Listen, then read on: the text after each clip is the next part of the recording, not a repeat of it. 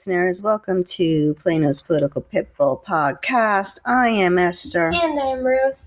And we have lots to go over today, but first, our sponsor is Southwest Pain Management. Southwest Pain Management takes care of most chronic pain without pain pills. Their goal is to get you back to doing the things you love.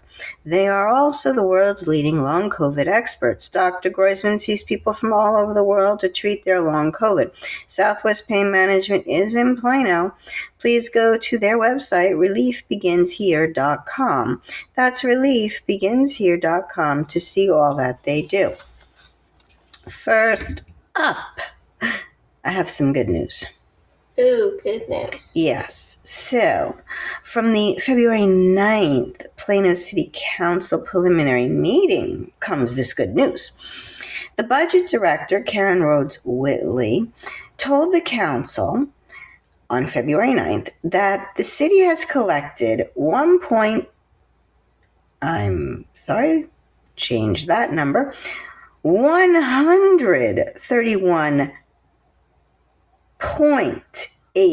million in sales taxes last year.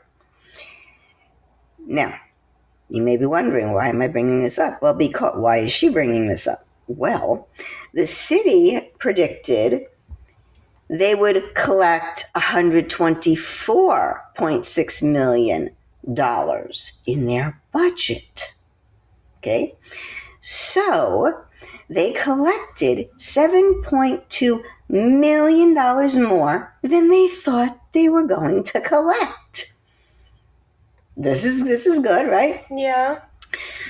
So the budget director, Miss Whitley, she comes and she has to ask council what it wants to do with the money.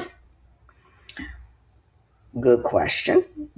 Well, the city manager, Mark Israelson, he asked to hold off on the discussion until all the council members were present.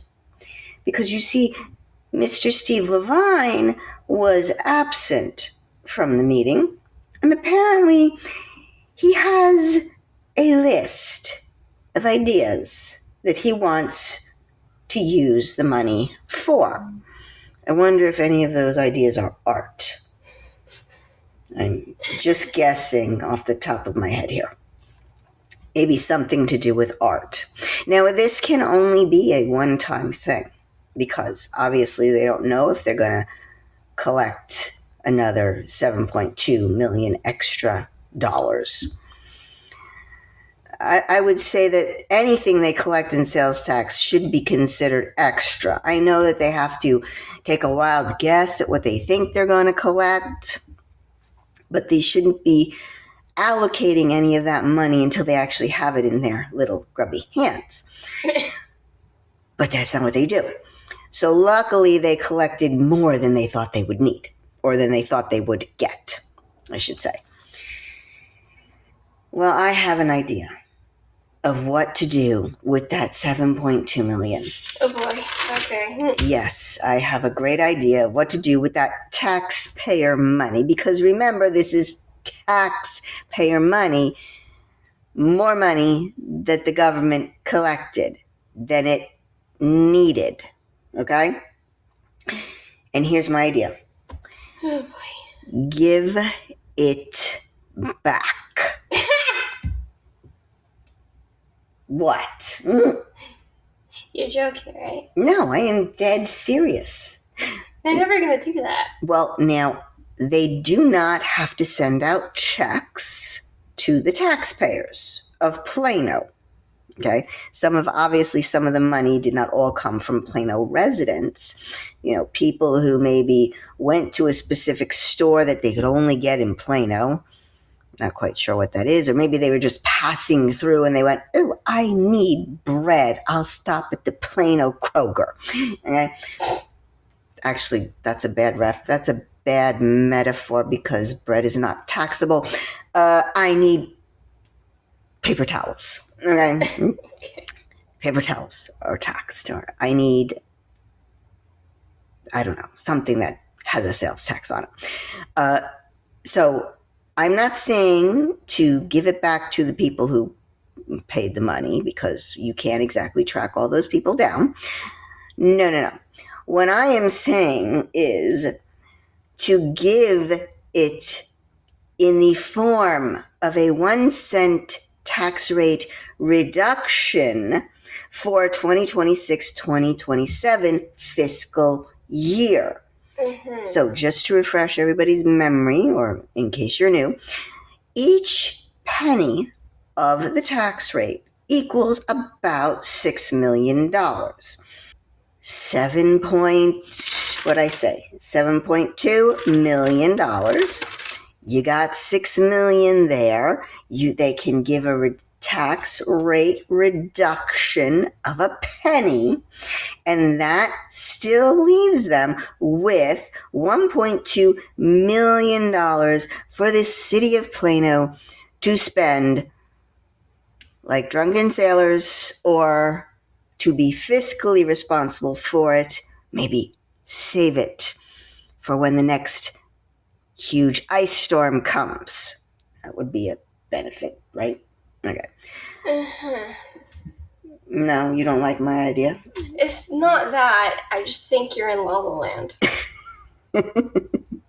You mean you don't think that our very own Plano City Council would actually put that money aside to give the residents a break, a little extra padding on their tax bills? I wouldn't bet a penny. Well, if you were sure you would bet more than a penny. Well, actually, now that the penny has been discontinued, like not printed anymore, I guess now I should say I wouldn't bet a nickel. Okay. Because those pennies are now quite... Yes, keep your pennies. They could be valuable. All right. And why, pray tell, do you think that they would not do this? Because I don't trust them and they're greedy. Yeah, I know. That is a sad, sad state.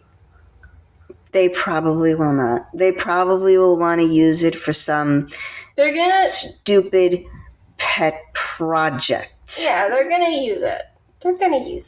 I don't trust them to save anything. Yeah.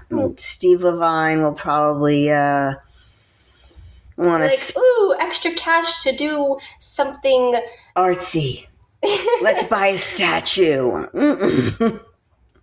If Julie Homer was here, let's build a pickleball court. Yes. Yeah, I don't know.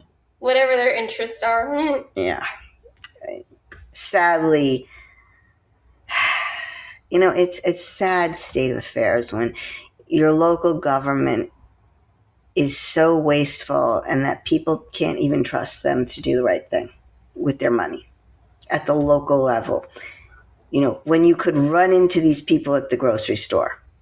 Now, granted, most people probably wouldn't recognize them, so they might be safe. But that's another sad discussion. Issue. That's another issue. Yes. All right. Well, that's my idea. If anyone likes my idea and wants to push for it, please be my guest. The next city council meeting is the last Monday in February. And I will bring up the specific date in a little bit. So next on the agenda for today, we were supposed to get a DART update at the last city council meeting, which was the 9th. Instead, the city manager said the following, quote, Plano has gotten a proposal from the chairman that is meaningful, close quote. Continuing, a lot of work still needs to be done. So in other words, we got a cryptic bunch of words from the city manager and no update. However, the very next day, on February 10th, DART board had a meeting and they went over a proposal for the member cities to try to stop them from holding the withdrawal election, just to up refresh everyone's memory. A few member cities of DART, there are 13, some of them have put elections on their schedules for their cities to vote on whether or not to withdraw from DART. They're going to take it to the voters. Plano was supposed to do this. Yes, Plano was one, Addison was one, Irving was one, Highland Park, I can't remember all the others, but it was a bunch of them. And the elections is supposed to take place in May. Now, the city can withdraw the election. This is why we're saying supposed. Yes, up until March, a date in March. DART obviously doesn't want this to happen because they are concerned that voters are going to vote to leave DART. And then where will they be? And obviously, where will some of the people be that rely on DART? So this was DART's proposal. DART voted to approve $75 million in incentives for its member cities. The breakdown of the initiatives are as follows. The board will change its makeup. Right now, Dallas holds the majority of the positions on the board. And then all the other cities, they only get one seat. So Dallas gets 7 seats, I believe. All the other cities make up 1 each. That's not very fair. Not fair at all. I don't know whose bright idea this was. I mean, this was a bad idea to begin with. You're going to have a supermajority and everyone else is only going to get 1 vote. That's not fair. So each member city will have 1 rep on the board. Okay? Dallas will still have 7 members. However, the voting power will not be a supermajority anymore. The Dallas will only have a 45% voting power. I'm not quite sure how they're going to split up the votes in all this, but nevertheless, Dallas will not hold the majority anymore.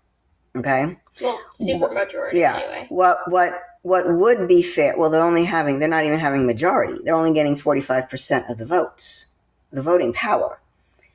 Okay? So if there is a disagreement, basically all the Dallas people can vote one way. And if all the other cities vote a different way in agreement, Dallas loses. Okay? The vote. Got it. Okay. So that's good. I'm not quite sure why.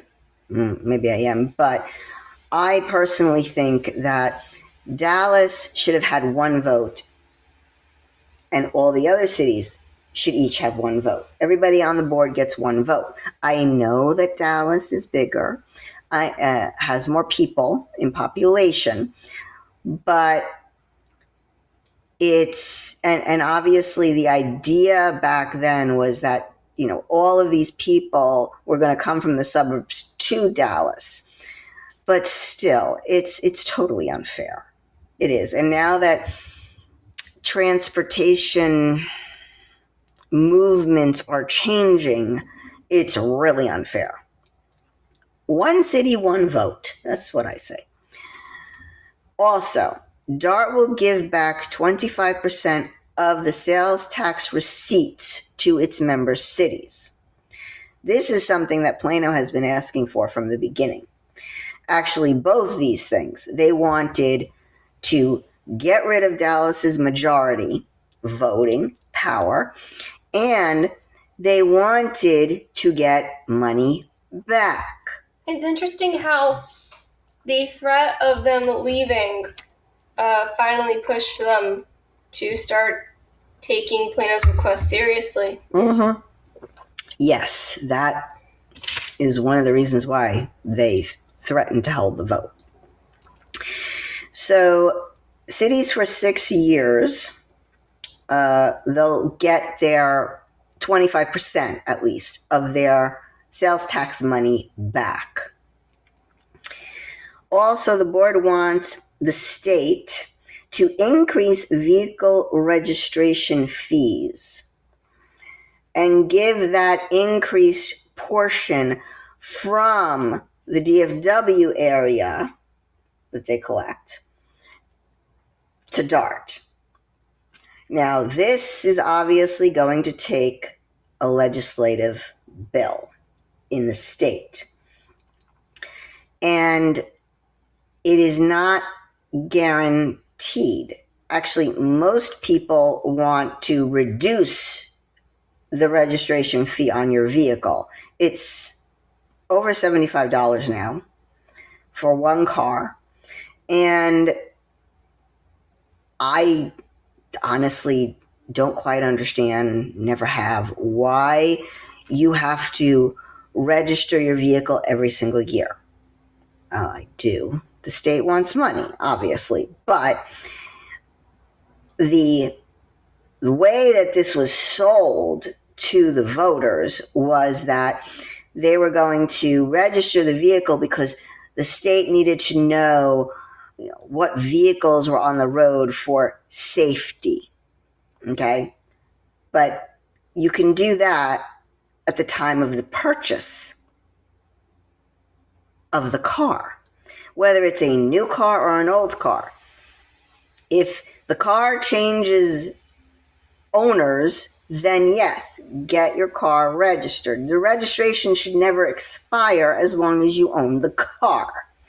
But obviously, we're talking about government, and government wants money, so we have our vehicle registration fees every year. This idea for an increase, it's going to get some pushback from, obviously, the conservatives in the House and in the Senate. I'm not sure this is going to pass the Senate. Next, this was not a unanimous decision, by the way, this vote on the DART proposal. Ooh. No, it was not. The DART board was not unanimous. One person voted against the plan. His name is Mr. McGregor. And lo and behold, he's a rep from Dallas. Shocking. I know. He said he was concerned that cities would continue to demand more money after the new program is in place. Right? I guess he felt that, why should we believe that they're not going to use this tactic again on us? And they're just going to request more money. Mm. Not totally out there. I get the concern. Yeah, I mean, it worked once. It could work again. With this proposal, Mayor Muns, he was interviewed on the show Inside Texas Politics. And he said basically he thinks the proposal is good. And when asked if it looks like Plano will rescind the election, Muns basically said yes. Now, I'd like to know how Muns knows that, because Muns should not be talking to more than 5 people. The cutoff is he can't talk to a majority of the council. I think he can only talk about with 4 council members. The other 4 he can't talk to because of an open meetings rule. So how does the mayor know that this is going to pass? Maybe it has something to do with their unanimous decisions all the time. Yes. Or possibly they talked about this in executive session, and he can count. So he only needs 5 people. Muns also said that Plano would use the money that they would get back from DART for infrastructure. So, guess that's a good thing. So we may not have another election this year. Yay! Though, that's good. The anti-election people, the people who did not want this election to happen in the first place, they said... we got enough elections this year. We do. I am not complaining about not having to go to the polls again. But what they were saying, the Keep DART in Plano people were saying is that they were being used as pawns. The voters were being used and the riders were being used as pawns. For what? In negotiation. And with DART. And you can't... I can see that. Yeah, they're not wrong. It did work. Okay? DART was not coming to the table. Plano has been working on this for 6.5 years. And it only took the real threat of them leaving to get essentially what they wanted. Yes, exactly. And they played chess beautifully. Plano did. But who's being used as the pawn? Well, the voters. Mm-hmm. I can't disagree with that. They are correct. It worked, though. It worked. The other thing that the mayor said that I did not like.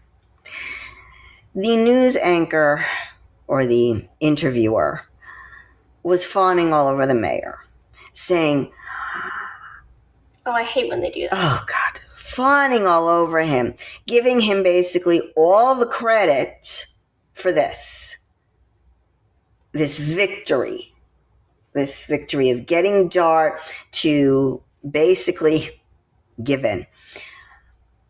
And the mayor did not correct him. This goes all the way back to when Shelby Williams was first elected. Not when the mayor was elected. So I believe that would be 2019. So all the way back in 2019, Shelby Williams asked a very simple question to the staff. How much are we paying DART? How much service are we getting for DART?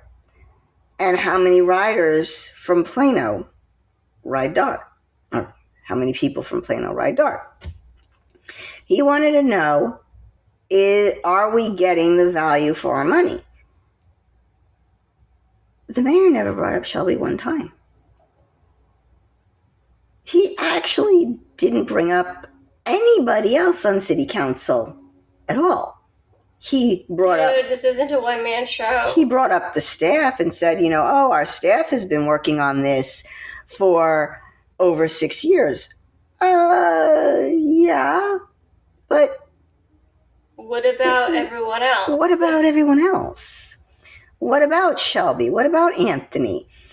What about them when they went down to the legislature to try to get DART to turn over numbers and data?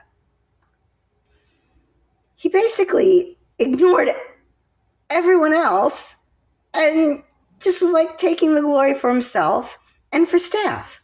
That's not right. I don't like that. There is plenty of credit to go around. And I don't think he should have left anybody out. So that was not nice of him. That wasn't gentlemanly of him.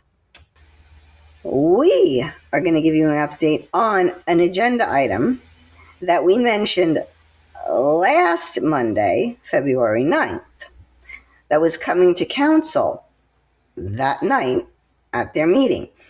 It was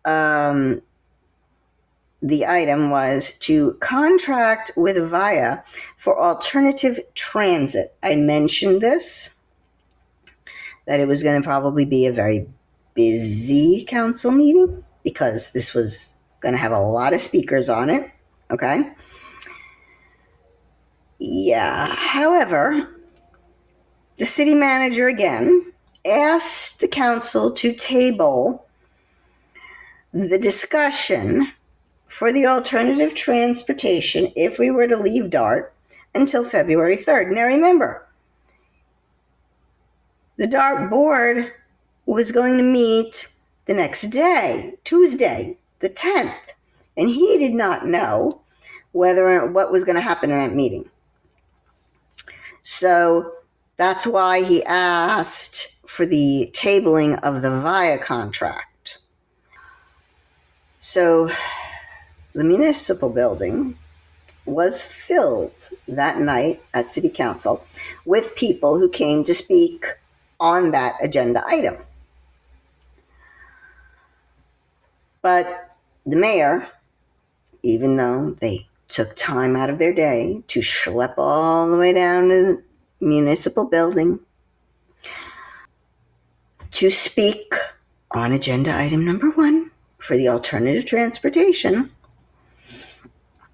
the mayor just voted on the tabling of the item and did not allow them to speak. And no other city council person said anything. As a matter of fact, all the mayor said was, I know you all are here to speak on this item. Come back next time. Come back next time?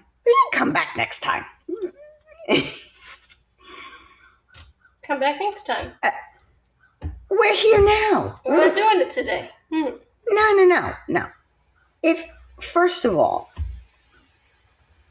I don't know when Mark got wind that they were going to discuss this proposal at the DART board meeting. Okay? But let's say he got wind of it Monday afternoon or Monday morning. They could have put out a thing on the agenda. They could have redone the agenda and said, item is being requested to table. They do that sometimes in a zoning case. The other thing they could have done is if they didn't want speakers, they could have notified the people that the item was going to be to get a vote for tabling, because they get the people's information when they pre-register, because you cannot register right before the meeting anymore. You have to pre-register now online. Sucks for people who are not technologically capable, but that's the way it is. Too much effort. They're too busy for that. Yeah. So instead, you make the people sit there, wait around, and then tell them, go home, we're not listening to you. Yep. No, that's wrong. You don't do that. First of all, they should have allowed people to speak on the tabling if they were signed up to speak on agenda item. He should have opened it to the public, because people can speak. No, that's... Open it to the public? Are you serious? That's actually, he's supposed to do that. It's a public hearing item. He is supposed to open it to the public so that they can take comments. Nah, he didn't people do that. Are stupid. We don't want to hear from them. And that is probably what he thought, but I don't care. Okay? I'm just going to do what I want. Number 2, he infringed on their First Amendment rights. Now, for those people who may be thinking, what are you talking about? Okay. Yes, the First Amendment has freedom of speech, freedom of religion, freedom of the press, and freedom of assembly. But there is one other right in the First Amendment that people often forget Well, about. there's so much in there. Something's going to get lost. It's a long list. It is a long list. It is the right to petition the government for a redress of grievances. Oh, and that one's so long. It needs less words. Less words for my tiny brain. All right. I'm sure there are some lawyers out there who know what's in the First Amendment. And if they don't, they need to go back to law school. But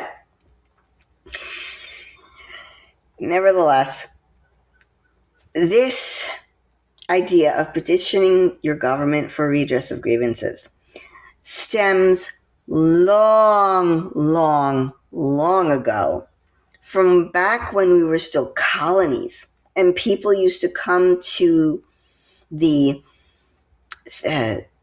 colonial government that was there to watch over the colonies for the king, and they were to take the grievances from the public. So this goes back more than 200 years, more than 250 years.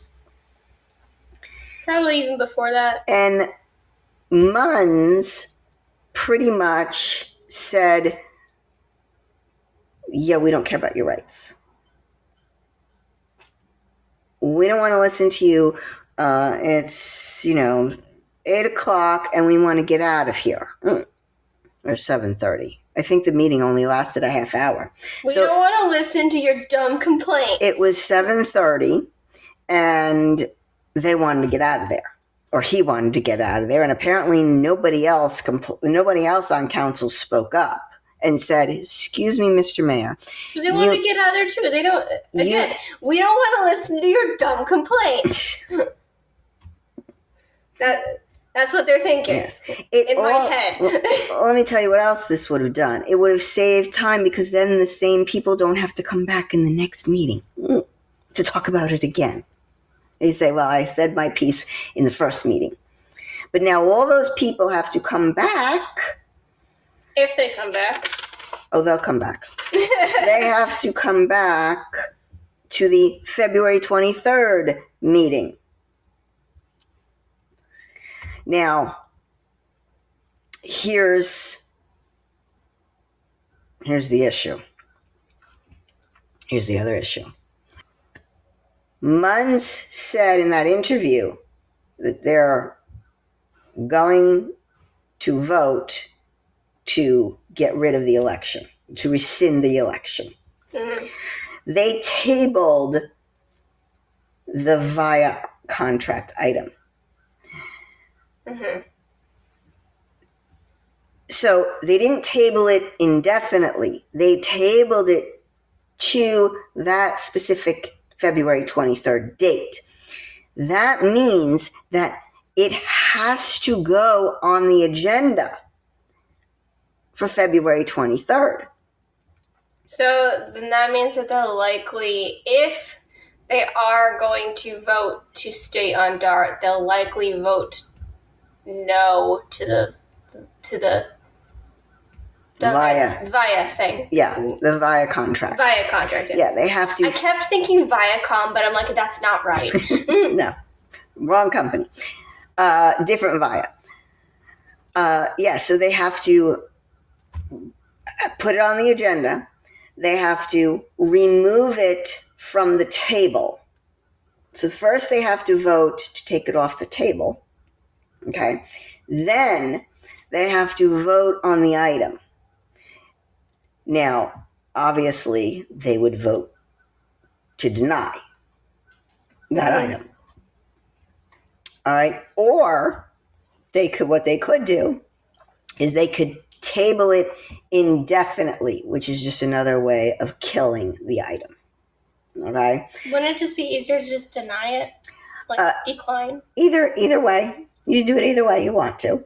But tabling indefinitely kills it. And so does declining it. But why would you table something indefinitely? To kill it. But couldn't you just kill it by Voting no? Yes. So what's the point of the other way? Oh, the other way just sounds better. Sounds nicer. Okay. Same results, just sounds better. Either way, it's got to come up again. All right? So all the people are going to come back. Now, they may not, they may just say, yes, we agree to kill this, okay, and be done with it. And then if they're going to vote to bring the rescinding of the election up, again, that's got to be put on the agenda. Now, it doesn't have to be put on the agenda for February. It can be put in March because it's March that they have the deadline. So it's going to be interesting to see which way they go. And we won't find out until Thursday or Wednesday before the meeting. So keep an eye out. And we'll let you know what happens. Well, what are they doing tomorrow? Tomorrow they don't have a meeting. Tomorrow is the 16th. I believe that's Planning and Zoning has a meeting. So Planning and Zoning meets the first and the third Monday, I believe. And City Council meets the second and the fourth Mondays of the month. I didn't realize they were staggered like that. Yeah, they are. I'm not quite sure why Planning and Zoning has to meet twice in a month. But now, obviously, sometimes if they can't meet Monday there's a holiday or some other reason, they move one meeting to a different day in the month. Oftentimes, it's a Tuesday or a Wednesday. But yeah, the inside info on that.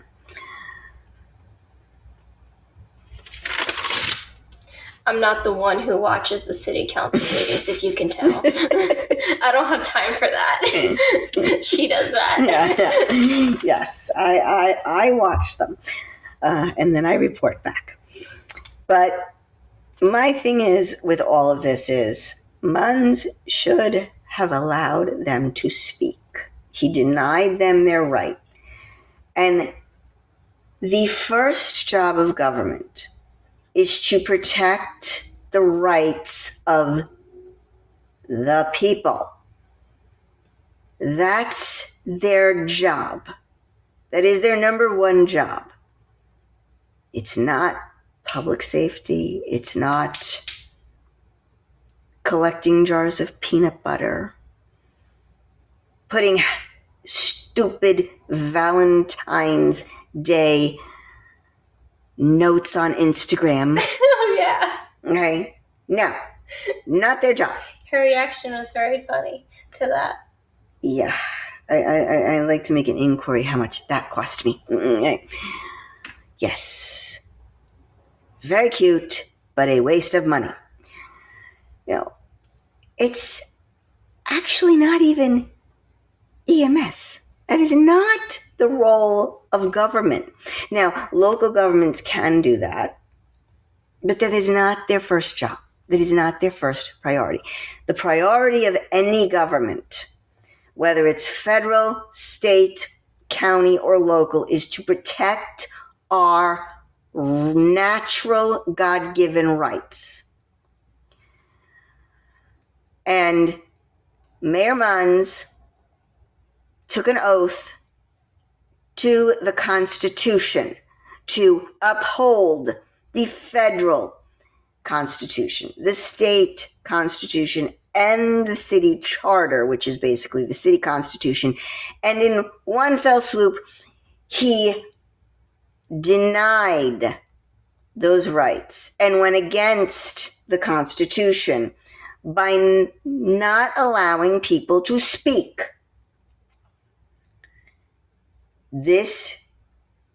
That drives me bonkers.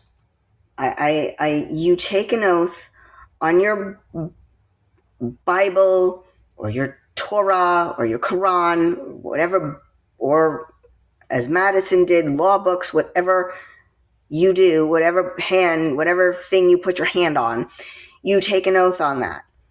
And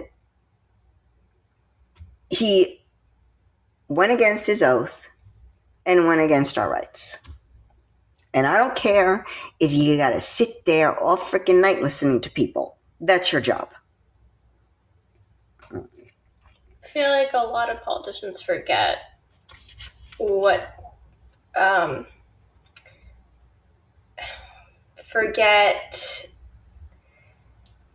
the oath they took. Oh, yes. I don't even know if they realize, if they, compute, that they're taking this oath. I don't know if they take it seriously. I don't know if it's just words to them. But I feel like a lot of politicians would fail basic civics courses. At least my civics course. And they don't know what their roles are. I think politicians should take a civics test. Civics test? Yes. I think it should be a requirement. Oh. Okay. Because many of them would fail and we wouldn't have them. Then who would we have? That's a good one. Not many. Who would be there? There's a lot of roles to fill, But there's a reason why we have all these roles. It's because you have such corrupt people and you have the checks and balances to make sure they can't overstep too much. Mm-hmm. Yeah. Now, yeah. So that's funny. Who would we have? Well, I could tell you who we wouldn't have.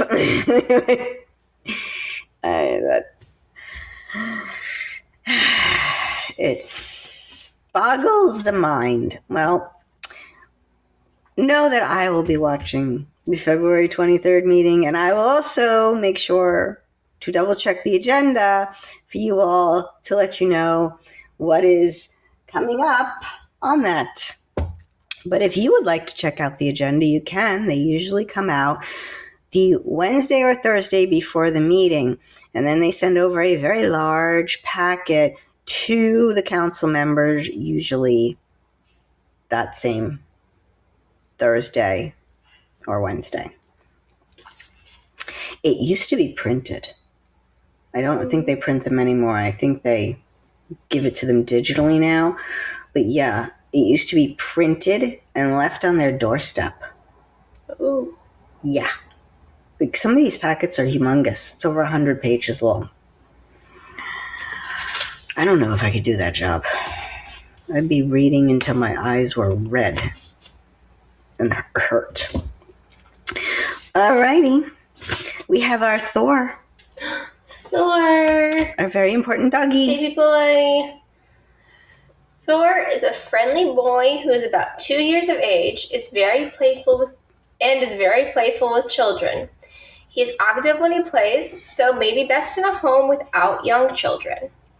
Thor was very excited for his first pups in the park's walk. He had a lot of energy as he left his kennel, but settled down quickly. He was very patient while being harnessed in the lobby of the shelter and loaded into the car without issue. Thor rode well in the car and was very relaxed. He walked well on leash and got along well with all the other dogs in the group. Thor exhibited no prey drive while encountering birds and squirrels along the walk. Such a sweet baby boy. If you would like more information about Thor, please go to our website, www.planospoliticalpitbull.com, to click on the link Pitbulls for Adoption, and it'll take you to Thor's page. That is all for us today, folks. Please remember to like, share, and subscribe. Help us with those algorithms. This is Esther. And this is Ruth. For Plano's Political Pitbull, signing off.